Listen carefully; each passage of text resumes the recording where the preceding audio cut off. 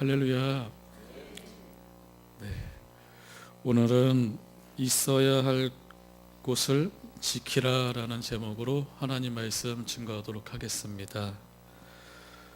저에 대한 다른 소개는 하지 않겠습니다. 말씀을 전하는 자리니까 오늘 말씀을 전하도록 하겠습니다. 오늘 우리가 읽은 말씀 사무엘하 11장 1절의 말씀을 보면요, 이렇게 나와 있습니다.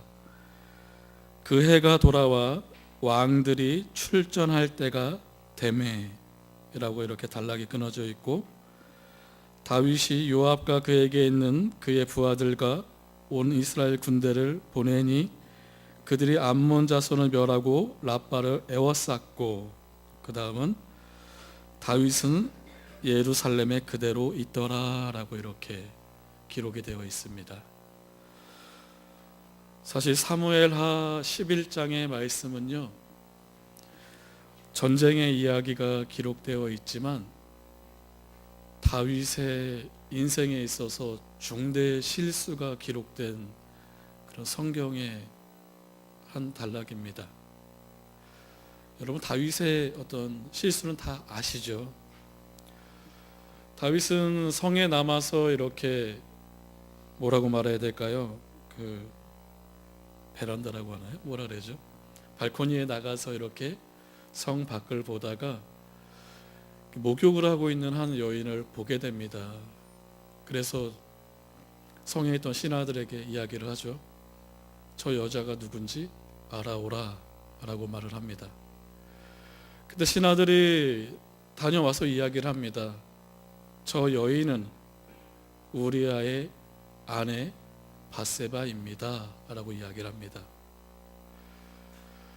그 이야기를 들었을 때 다윗은 중단했어야 됐습니다. 왜냐하면 성경에서의 하나님께서 남녀를 만나게 하시는 것은 하나님의 뜻이기 때문에 그렇습니다. 근데 그럼에도 다윗은 어떻게 하죠? 가서 데려오라 라고 이야기를 합니다. 데려옵니다. 그래서 어떻게 합니까? 다윗은 간음을 하게 되고 또 그로 인해서 아이가 생기게 되죠. 그 아이가 생긴 것이 들통날까봐 어떻게 합니까? 우리아가 전쟁에서 돌아왔을 때 마치 자신의 아이가 아닌 것처럼 하기 위해서 전쟁에서 돌아온 우리아를 밧세바에게 들여보내고 그녀와 함께 시간을 보내도록 합니다. 하지만 충신이었던 우리아는 전쟁에서 돌아와서, 지금 전쟁에서 돌아온 것은 나뿐만이 아니라 모든 병사들이고 그렇다고 나 혼자 쉴 수가 없습니다 라고 얘기하면서 그들의 병사들과 함께 시간을 보냅니다. 다윗의 뜻대로 되지가 않는 거예요. 그래서 어떻게 하죠?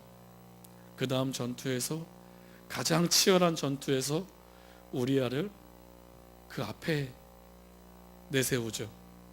결국 우리아를 죽게 만듭니다. 그리고 후에 결국 밧세바를 자신의 아내로 맞이하게 되죠. 하나님께서 다윗을 선택하실 때는 너무 좋아하셨어요. 하나님께서 우리 성도님들을 자녀로 부르실 때도 너무 기뻐하셨을 것 같아요. 그리고 여기 계신 담임 목사님, 또 부목사님, 모든 분들을 다 이 교회로 부르시고 당신의 자녀로 부르실 때 너무도 기쁘셨을 것 같아요.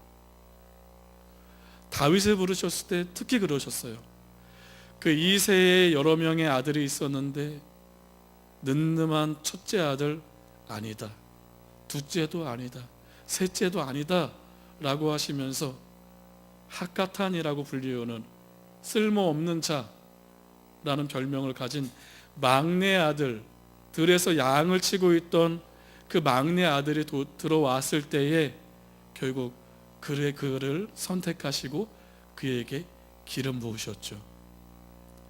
하나님께서는요, 그에게 기름 부으실 때 내가 너를 이 나라의 왕으로 세우겠다, 내가 너를 사용하겠다, 내가 너와 함께 하겠다라는 뜻을 가지고 그에게 기름을 부으셨습니다.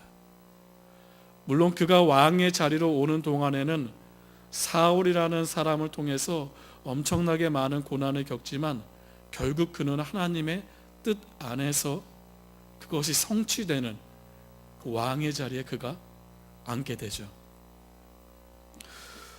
여러분, 우리가 성도의 삶을 살아가는 데 있어서는요, 하나님께서 우리를 부르신 목적을 분명히 깨닫고 살아가는 것이 매우 중요합니다. 그것이 오늘 우리가 읽은 사무엘하 11장 1절의 말씀, 그것이 우리에게 분명하게 밝혀주고 있는 것입니다.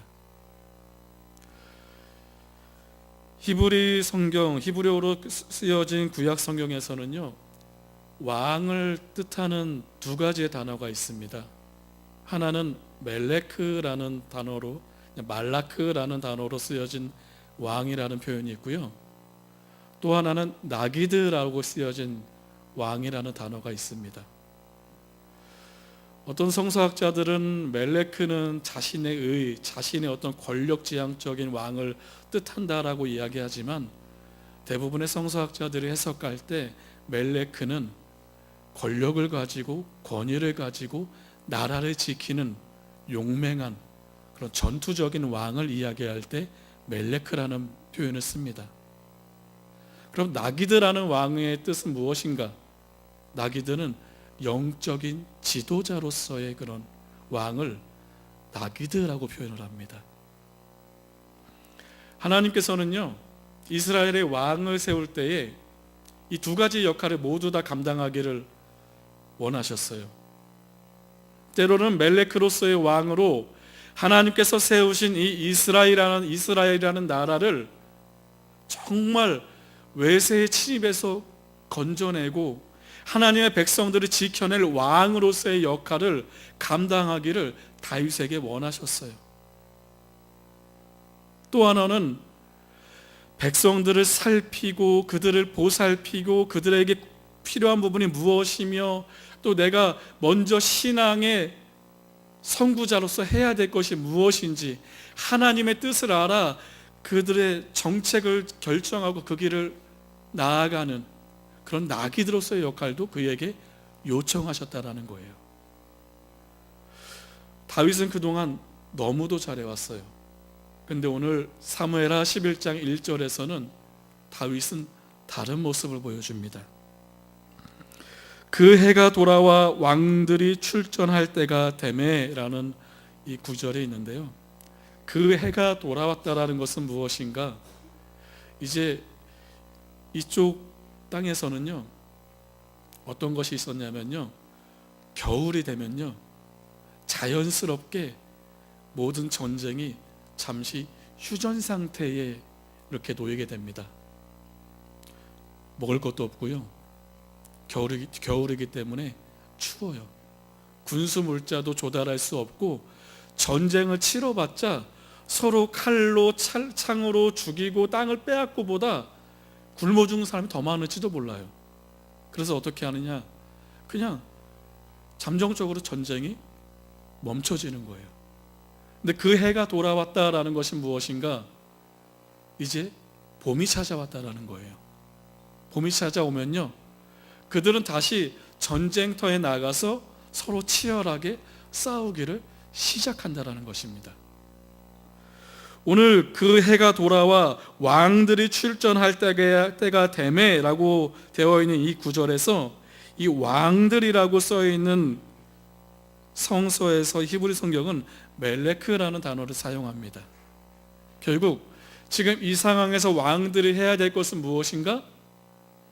자신의 국민을 지키기 위해서, 백성을 지키기 위해서, 자신에게 허락된 이 영토를, 하나님의 땅을 지키기 위해서 다윗은 멜레크로서의 역할을 감당했어야 됐다라는 겁니다.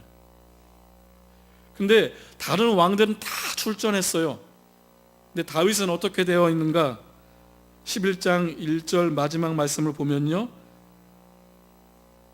다윗은 예루살렘에 그대로 있더라라는 것입니다.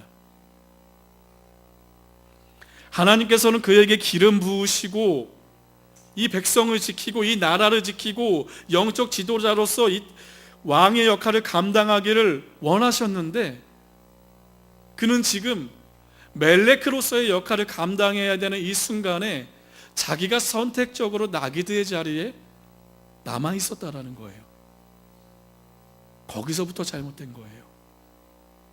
그러다 보니 어떻게 됩니까? 간음하게 되죠. 또 남의 아내를 탐나게 되죠. 살인하게 되죠. 벌써 이 한 사건을 통해서 그는 10계명에서 3가지의 계명을 한 번에 어기게 되는 대단한 사건을 일으키고 말아버립니다. 오늘 이 말씀을 보면서요, 우리 성도의 삶이 어떠해야 되는가를 우리가 깨달아야 된다는 것입니다. 우리 교회 안에서 참 할 수 있는 것들이 많아요. 저희 교회에도 성도님들이 계시지만 많지는 않으십니다. 저희 교회는 제가 결손가정 청소년들을 돌보고 있고 대학생들과 함께 하고 있기 때문에 제가 교회 밖에서 청소년들을 만나고 보살피고 아빠 역할, 엄마 역할을 해주고 있는 아이들은 한 30명 되고요. 또 교회 안에 이렇게 들락날락거리는 대학생들은 한 20명 됩니다. 근데 장녀는 4분이세요. 그렇죠? 교회 사정이 어떤지 아시겠죠? 근데 이분들 뿐만 아니라 또 이제 주위에 있는 대형 교회에서 1년 단위로 성도를 파송해 주셨어요. 그분이 한 10분 와 계세요. 이 10 몇 명의 성도가 교회의 일을 모든 것을 다 감당해야 됩니다. 교회 안에 해야 될 것들이 얼마나 많은지 몰라요. 제가 오늘 차가 밀릴까 봐 8시에 출발해서 도착하니까 8시 59분이었어요. 9시에 와서 교회 카페에 들어가 보니까 벌써 분주하게 움직이고 계신 분들이 계세요. 식당 봉사를 준비하고 계신 분들, 또 시간이 돼서 분당 쪽으로 와 보니까 또 찬양으로 성가대 연습을 하고 계신 분들, 또 입구에서 환영하고 계신 분들, 주보를 나눠주고 계시는 분들, 또 차 들어왔네 라고 하시는 말씀 들어보니까 차량 봉사를 하시는 분들도 계신 것 같아요. 그렇죠?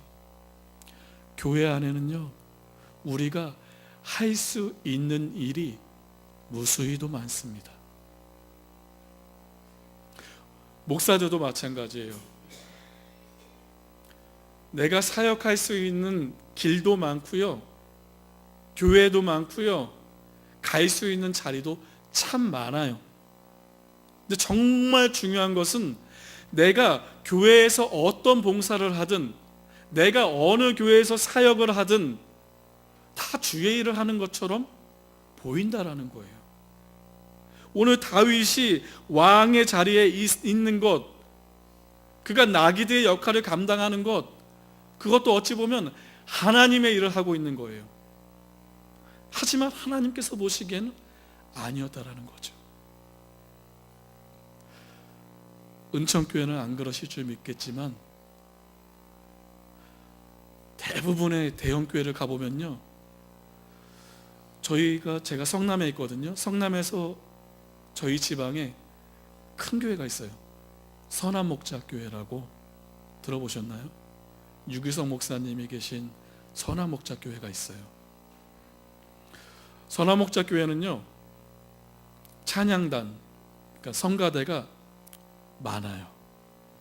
거기 들어가기 위해서는요, 대기를 해야 됩니다.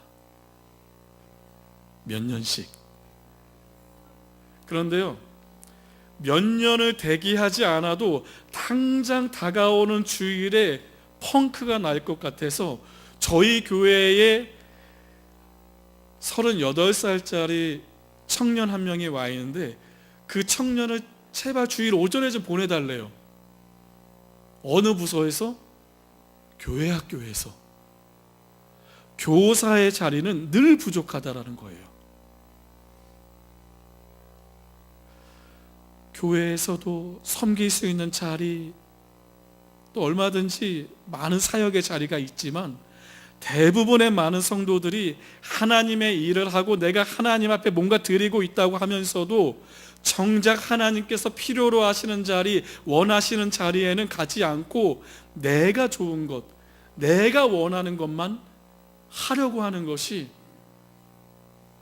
지금 시대에 많은 성도들의 모습이라는 거예요.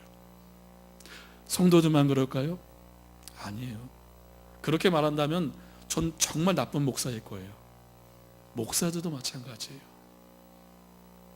개척을 합니다. 목사 안수를 받기 위해서 개척하는 사람들도 있어요. 목사 안수를 받아요. 어떻게 합니까? 먹고 살기 힘들고 성도 없고 교회 재정 유지하기 힘드니까 어떻게 해요? 부목사로 갑니다. 또 목회자 자녀들은 어떻습니까? 저도 아버지가 목사님이세요. 저희 아버지가 저에게 늘 하시는 말씀이 있어요. 야, 대충 그냥 버티다가 아빠 은퇴하면은 교차 세습해. 그러면 저는 그래요. 저 이제 갈게요. 며칠 전에는 아버지 생신이어가지고 아버지 집에 갔는데 어머니가 그 말씀을 또 하셔가지고 밥 먹다 말고 그냥 얘들아 가자 하고서 그냥 딸내미들 데리고 왔어요. 지금 한국교회 목사들도 마찬가지라는 거예요. 하나님께서 내게 세우시고 맡기시고 돌보라는 그 자리를 떠나서 내가 먹고 살 자리, 내가 편할 자리, 내가 성공할 수 있는 자리, 내가 높아질 자리만 찾아서 간다는 거예요. 그 결과가 뭐예요? 한국교회가 쇠퇴하고 교회가 영향력이 없고 성도들이 모여 있어도 교회는 사랑도 없고 서로 다투고 이러면서 우리가 건강한 공동체를 잃어버리고 있는 것은 아닙니까?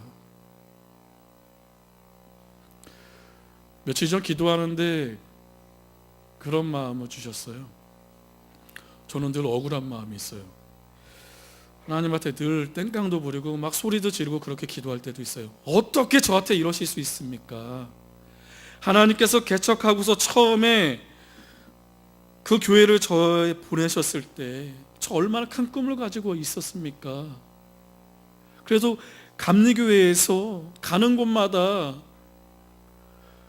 어린이 부서 15명 있던 교회 50명으로 부흥하고 또 대형교회에서 청소년부 40명밖에 없던데 3개월 만에 100명으로 부흥하고 늘 이런 일로 사용하시다가 어린이 사역이라는 꿈을 품고 내가 이곳에 개척을 하는데 왜 치매 노인 4분을 보내주십니까? 처음에 그랬어요. 제가 처음에 이레교회를 성남에 개척했을 때요, 제일 어린 성도님이 86세셨어요. 막내가. 근데 본인들도 서열이 있으세요. 절대 반말을 하지 못하게 해요. 86세, 87세, 91세, 92세 4분이 계셨어요. 오시면 바지에 똥 싸면 그거 치워드려야 되고, 좋은 소파가 아니었어요. 또 패브릭이었어요. 그만 그것도 물들어서 갖다 버려야 되고, 그분들을 위해서 열심히 했어요. 근데 저는 새벽마다 근데도 기도했어요. 하나님, 100명의 성도를 보내주시옵소서. 저 이대로 노인 목회만 할 수 없지 않습니까? 근데 그런 마음을 주시더라고요. 그러니까 내가 너한테 100명 보내주면 다 내 나라에 오게 할 수 있냐? 다 내 집에 오게 할 수 있냐? 아니요. 너에게 지금 그 노인 성도 4명 있지 않냐? 그 4명 다 내 집에 오게 할 수 있다면 그게 성공한 목회자야. 그래서 그때부터는요, 그분들을 위해서 모든 걸 쏟아 넣었어요. 학교 앞에서 하던 어린이전도 다 중단했어요. 그 전도지 살 돈, 전도용품 모을 걸로 무엇을 했는가? 그 노인분들에게 일주일에 한 번 가장 좋은 식탁을 드리고 싶은 거예요. 개척교회 사정이 뭐 어떻겠어요. 노인 성도님 4분 계시고 아내랑 저랑 이렇게밖에 없었는데, 일주일에 한 번 저희도 고기 먹는 날이 주일이었어요. 그분들 오실 때마다 소불고기, 평소에 먹지도 않는 과일 다 해드렸어요. 근데 어느 날 한 성도님, 92세 드신 성도님께서 그러시더라고요. 전도사님, 나 다음 주에 안 나오면은 천국 간지 알아. 무슨 말씀이세요? 그러니까 아이 몰라, 나 갈 때가 된 것 같아. 안 나오면 천국 간지 알아. 그리고 얼마 있다 돌아가셨어요. 그리고 나머지 분들도 다 연세가 드시고 힘이 드시니까 교회도 못 찾아오시고 오시다가 길 잃어버리시고 하니까 그냥 가족분들께 함께 근처 교회 나가시라라고 하시면서 교회는 텅 비게 되었습니다. 그러고 나서 어떤 일이 있었는가? 세월호 사건이 있었어요. 세월호 사건이 있고 나서는 저도 이제 마음이 아팠어요. 그 죽어간 아이들을 위해서 내가 할 수 있는 것도 아무것도 없고 유가족을 위해서 할 수 있는 게 아무것도 없는 거예요. 혼자 금요철야 때 혼자 기도하면서 울면서 찬양하고 있을 때 갑자기 여자 중학생들이 싹 몰려 들어오는 거예요. 화장실에 좀 써도 되냐고, 쓰라고. 근데 볼일 보고 나가더라고요. 그래서 제가 찬양하다 말고 그랬어요. 다음 주에 놀러 와요. 맛있는 거 해줄게. 그 다음 주에 온 거예요. 근데 그 아이들이 어떤 아이들이었는가? 저희 교회 옆에 있는 이제 한 지역아동센터인데 그 결손가정 청소년들만 돌보는 지역아동센터였어요. 근데 그 아이들이 저희 교회에 발걸음을 하게 된 거예요. 그 아이들과 한 5년을 같이 보낸 것 같아요. 학교 가기 전에 들이닥칩니다. 새벽 예배 드리기 전에 잠들어 있는데 와서 누군가 팔을 꼭 끌어안고 잠을 자요. 아내인 줄 알았어요. 여중생. 깜짝 놀랐어요. 야, 너 무슨 안방까지 들어와? 그러면 뭐 어때요? 가족인데. 그 아이들이 교회 안에 있는 사택, 주방, 안방까지 다 점령해 버리는 거예요. 그 아이들과 함께 보냈어요.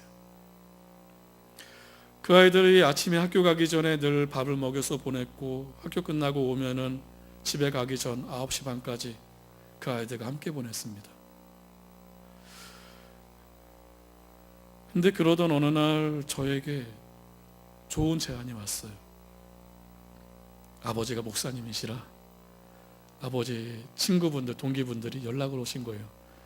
이 전도사 어디 교회에 좋은 자리 하나 있는데 가보지 그래. 성도도 한 30명 되고 성도는 30명인데 자립교회야. 거기 가는 게 좋겠어. 목사님, 저는 아직 돌보고 있는 아이들이 있는데요. 그러니까 목사님이 하시는 말씀이, 이 전도사가 언제까지 애들 보고 하려고 그래. 걔네 어차피 다 떠나.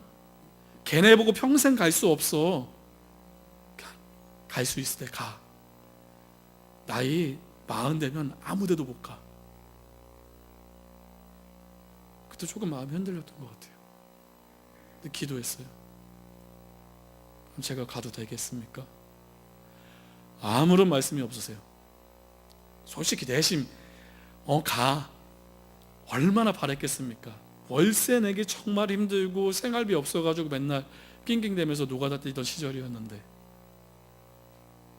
근데 가지 말라는 것 같아요. 버텼어요. 나중에는 저희 지방에 있는 감독님 교회에서 부목사로 오라고 하시더라고요. 못 가겠더라고요. 안 갔어요. 저희 교회가 그렇게 아이들을 돌보고 있다 보니까 지역사회에 이제 소문이 나기 시작한 거예요. 어느 날, 야, 우리 동네에 이래교회라는 데서 결손가정 아이들을 돌본대. 우리가 그 교회 좀 함께 도와줘야 되지 않을까? 우리 동네에도 우리가 좀 같이 살펴줘야 되지 않을까? 교회 안 다니시는 분들이 갑자기 교회로 유입되기 시작하는 거예요. 그래서 성도가 작년이 아무도 없던 교회가 작년 30명, 청소년 30명, 60명의 교회로 이렇게 부흥이 된 거예요. 근데 거기에 미국인도 있었고요, 일본인도 있었고 중국인도 있었어요. 다 다 이제 미국인 같은 경우에는 저랑 동갑인데 네이비 모시콘데 성남에 가면 큰 어학원이 있어요. 거기를 운영하는 친구인데 그 친구가 저한테 와서 그러는 거예요. 내가 이 아이들을 위해서 내가 영어를 가르치겠다. 또 일본에서 오신 나카무라 성도님은 자기가 이 아이들을 위해서 일본어를 가르치겠다. 그렇게 갑자기 지역 주민분들이 성도님이 된 거예요. 교회가 얼마나 아름답게 서가던지요. 너무 기뻤어요. 근데 이제 어느 날 이제 공고문이 날라옵니다. 지역 재개발 이주 명령. 성도님들이 한 분 한 분씩 이사 가기 시작하세요. 아이들도 사라지기 시작해요. 그리고 결국 저희 교회도 1년 전에 교회를 이전했습니다. 그때 함께 옮기신 성도님이 두 분이세요. 그때 저는 기도했어요. 하나님, 자연스럽게 이 아이들을 떠나고 저에게 다른 사역의 길을 여시는 겁니까? 그럼 무엇을 원하십니까? 어디로 가야 됩니까? 정말 큰 교회 부목 가고 싶었어요. 아니면은 괜찮은 자립교회 담임 가고 싶었어요. 감리교에서 기자도 하고 있고 아버지 친구분도 감독님이시고 사실 교회 자리 얼마든지 날 수 있었잖아요. 근데 기도하는데 그런 마음을 주시는 거예요. 이단 사역을 하고 대학생 선교 사역을 해라. 이런 마음을 주시는 거예요. 엄청 따졌어요. 하나님, 저는 지금까지 저 주머니에 진짜 우리 자식들 제대로 먹이지 못하고 그 애들 먹여가면서 지금 5년이라는 시간을 버텼는데 이제는 목사들이라면 누구나 하기 싫어하는 그 이단 사역을 저보고 하라고 하시는 겁니까? 하나님 아시잖아요. 이단 사역 하다가 구타당할 수도 있고 칼 맞을 수도 있고 왜 저한테 이렇게 또 힘든 걸 시키십니까? 너무한 거 아닙니까? 막 소리 지르면서 따졌어요. 근데 뭐 따져도 근데 별 수 있나요? 목사라는 존재는 그런 것 같아요. 제 친구가 저한테 그런 이야기를 물어본 적이 있어요. 저래야, 너한테 하나님은 어떤 분이냐? 큰형님이시지. 그냥 까라면 까는 거야. 그래, 그게 아래 것들의 도리지. 제가 목사가 되기 전에 그렇게 지내왔어요. 생긴 것도 그렇게 생겼잖아요. 그죠?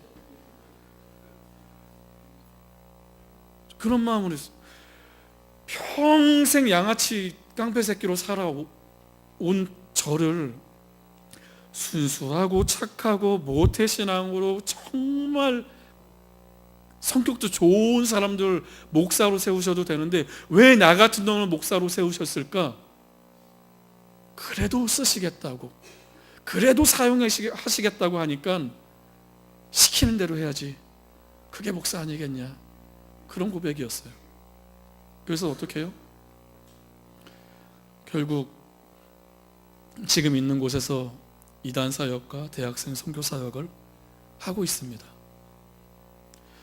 이단 사역을 하다 보니까 저희 옆에 있는 하나님의 교회 그쪽 신도들과 마찰이 일기도 합니다. 그래서 작년에 가을에는 그쪽 포교자들 중국인들한테 6명한테 집단 구타도 당하고 경찰서도 왔다 갔다 하고 막 그랬어요. 그런 일이 있고 나서는 3개월 동안 집을 가지 못했어요. 왜냐하면 저희 가족들이 혹시 그 사람들한테 노출되면 해코지 당할까봐 저는 매일 교회에서 사무실에서 자고 교회 화장실에서 씻고 그렇게 3개월을 지냈어요. 잠잘 때도 편히 잘 수가 없었어요. 옆에는 항상 좀 부끄러운 말이지만 해머망치랑 사심이라 그러죠. 칼 하나 항상 넣고 이렇게 잤어요. 왜냐하면은 우리 옛날에 현대종교 탕명한 소장님이 어떻게 돌아가신지 알잖아요. 사역 갈 때마다 이마나 칼에 찔리시고 그렇게 돌아가셨잖아요. 그런 모습을 아니까 저도 이렇게 방어적으로 변하더라고요. 그런데도 자리를 지키는 겁니다. 지금 저희 교회 월세가 220이에요. 저는 7년 동안 사례비를 받아본 적이 한 번도 없습니다. 220이라는 월세가 성도 10명 가운데서 나오기는 힘듭니다. 성도가 10몇 명이라고 해봤자 5가정이에요. 5가정이 월 220 감당하기가 쉬울까요? 쉽지 않아요. 저는 그래서 또 노가다를 시작했어요. 노가다를 뛰다가 그 일이 너무 안 돼 보이니까 저를 아는 이렇게 또 기독교 언론계에 있는 기자들이 저를 이렇게 붙잡아줘서 지금 기독교 방송 CGN TV라는 곳에서 제가 촬영 감독으로 이렇게 일을 하고 있습니다. 그리고 여러분 아실지 모르겠지만 동방박사라는 기독교 용품 회사가 있어요. 거기서 제품 촬영도 제가 하고 있습니다. 그렇게 이렇게 자비량으로 지금 현재 목회를 하고 있습니다. 떠나고 싶죠. 거절하고 싶어요. 부목사로 가도 목사예요. 부목사로 가도 목회예요. 그럼에도 불구하고 중요한 것은 무엇인가? 내가 지금 하나님께서 원하시는 것을 하고 있는가가 중요하다라는 거예요. 교회 안에서 내가 주방 봉사를 하고 성가대를 하고 교사를 하고 무엇을 하던 간에 내가 좋아서 내가 원해서 하는 것이 아니라 하나님께서 내게 원하시는 것이 무엇인지 알고 그것을 행하는 것이, 그것이 진정한 주님의 자녀고 그게 제자고 그게 사역자라는 거예요. 저는 목사를 직업으로 생각하지 않아요. 하나의 직분으로 생각합니다. 저는 교회에서 늘 광고 시간에 얘기하는 게 있어요. 저는 성도들 중에 성도일 뿐입니다. 죄인들의 집단 중에 죄인 한 사람일 뿐입니다. 하지만 말씀 전하는 자의 직분을 받았고 그 말씀대로 먼저 살아갈 책임이 저에게 있을 뿐입니다. 그렇다고 제가 교회의 어떤 것을 대충 하는 건 아니에요. 물론 행정적인 책임도 저에게 주어져 있죠. 근데 저는 이것을 직분이라고 얘기하는 거예요. 목사이기 때문에 지켜야 될 것들, 집사이기 때문에 해야 될 것들, 권사이기 때문에 해야 될 것들, 하나님께서 나를 이 교회에 부르시고 이 교회의 직분자로 세우시고 다 하셨을 때 과연 내게 원하시는 것이 무엇인지 깨닫고 하자라는 겁니다. 목사로 부르셨다고 권위를 가지고 권력을 행사하는 것이 아니라 말씀을 전하는 자로서 묵상하고 먼저 살아내고 그 살아낸 은혜를 나누는 것이 목사가 해야 될 일이고, 성도는 늘 기도하면서 내가 무엇을 해야 되는지, 내가 어떤 것을 해야 되는지 그 길에 서 있어야 된다는 겁니다. 다윗 보세요. 멜레크의 왕이든 나기드의 왕이든 어쨌든 왕의 자리에 있어요. 하지만 어떤 자리에 있느냐는 하나님께서 그때그때 요청하시는 자리에 있어야 된다는 겁니다. 그렇지 않을 때에 내가 죄인이 되는 것이고 그렇지 않을 때에 내가 악인이 된다는 겁니다.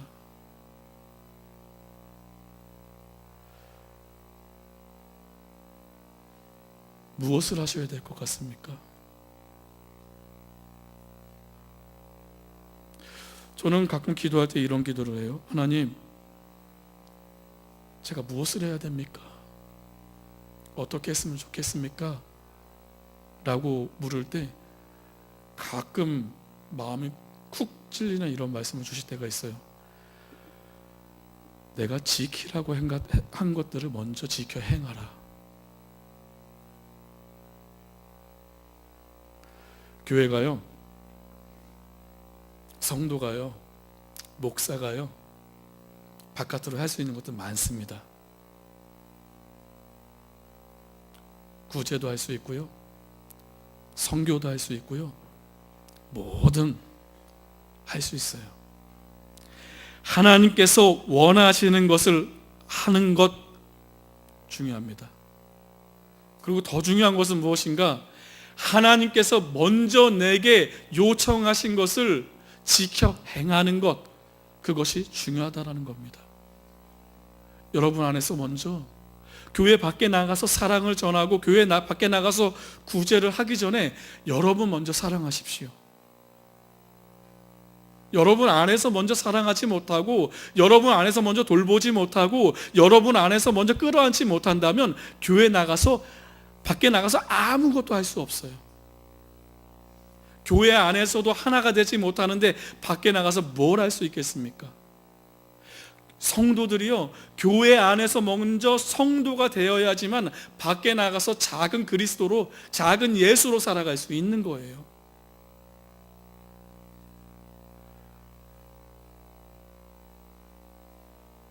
말씀 정리하겠습니다.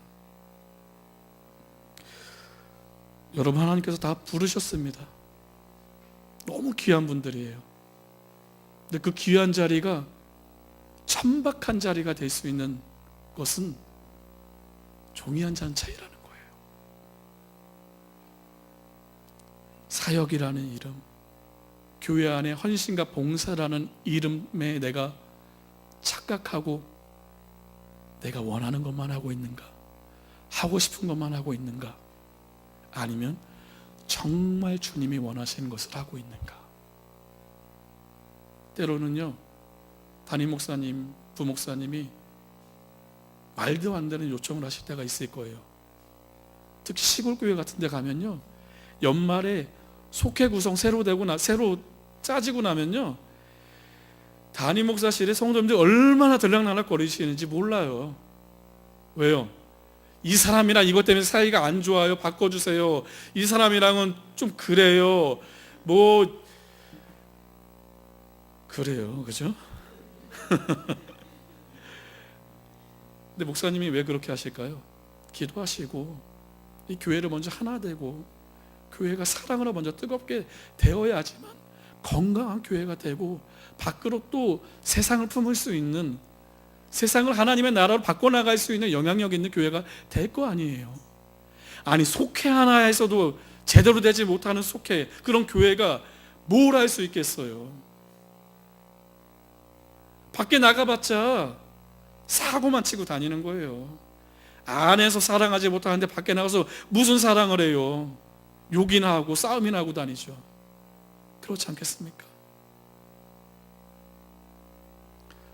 담임 목사님께서 늘 기도하시면서 여러분에게 사역을 배치하실 때 순종하실 수 있고, 또한 여러분이 기도하시면서 그 자리를 아멘으로 받아들이면서 하나님께서 요청하시는 일을 할 수 있는 여러분이 되셨으면 좋겠습니다.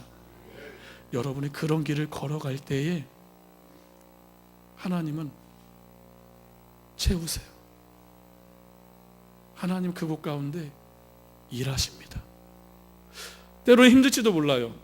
우리 사도 바울 그러잖아요. 하나님께서 가라라고 해서 갔어요. 어떻게 되죠? 죽도록 맞아요. 정말 죽도록 맞았잖아요. 그래서 막 죽은 자고 내다버리잖아요. 그죠? 죽도록 맞을지도 몰라요. 생고생할지도 몰라요. 저 생고생하고 있어요 지금. 죽겠어요. 일주일에 막 5일 6일 막 일하면서 또 이제 주말에도 일해야 될 것 같아요. 이게 도저히 월세 감당이 안 돼요. 죽겠어요. 근데 해야 돼요. 하나님이 너 일의 교회에 있어라고 하셨으니까. 때론 그럴 수 있어요. 속장 하기 싫은데 했어요. 고생할 수 있어요. 교사 하라 그래서 했어요. 겁나 힘들지 몰라요. 안 맞는 성도랑 속해 붙여주셔가지고 그 속해 같이 하고 있어요? 맨날 싸우고 소리 지르고 막 뒤에서 뒷말하고 다니고 그럴 수 있어요. 괜찮아요.